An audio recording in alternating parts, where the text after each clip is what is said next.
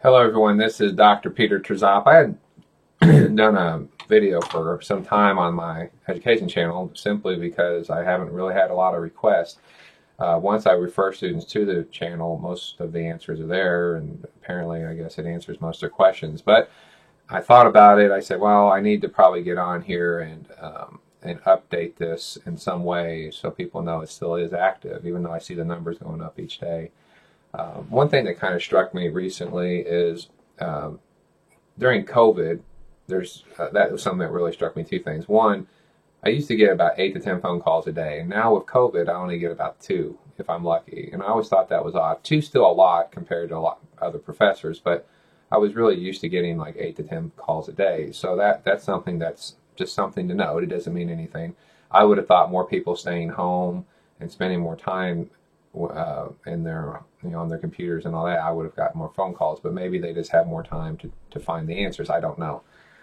So I do appreciate the calls, and I don't want people thinking that they can't call. The other aspect is with COVID is make sure that if you have an issue, whether it's COVID or not, it could just be life. Maybe someone you know has it, you've been quarantined, there's financial issues, whatever. Notify everybody, meaning you don't have to say I have these health issues or I have these financial problems. You can just talk to them in general. Most professors, I like to believe, are sympathetic to life, right? You know, we all have things happen.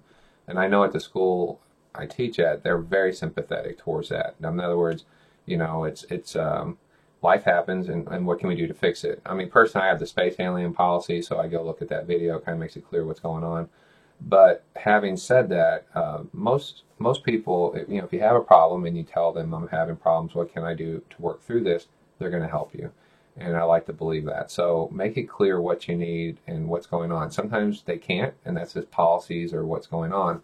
But I like to believe most people can. Okay, they can help you and try to get you through a hard spot. Having said that, it's not something to be abused. It's not something to take advantage of. It's just something to say, you know, just speak up. The worst they can say is, no, I'm not going to do anything. Make sure your academic advisor is updated. I think a lot of people forget that, and that's a very important person in most students' lives. They can really connect them with the right people or help or reach out to professors. It can be very, very important person to help them during this hard time. The other aspect, too, is I notice as this year goes along, less and less students are going into watching feedback and reading things posted in the class and watching video overviews and things like that. I'm not really sure why. Like, I find that rather interesting. If you see a professor who's involved, I like to think that I'm involved. I post a lot, put videos out there, try to be innovative, creative, whatever.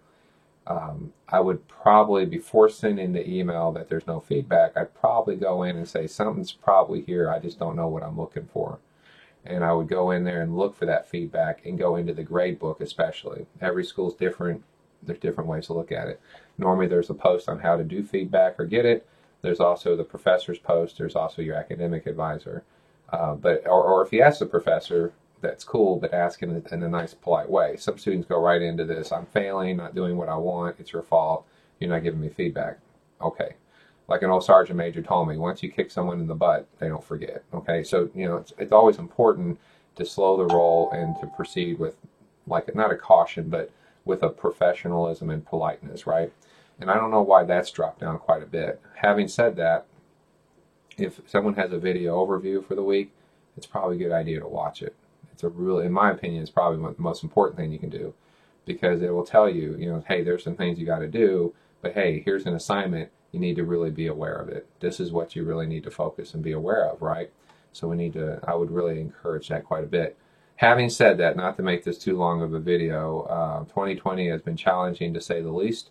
I've had worse years, and I've had better years. But having said that, we'll all get through it. And in this part of the world, small part of the world, if you need help, say something, okay?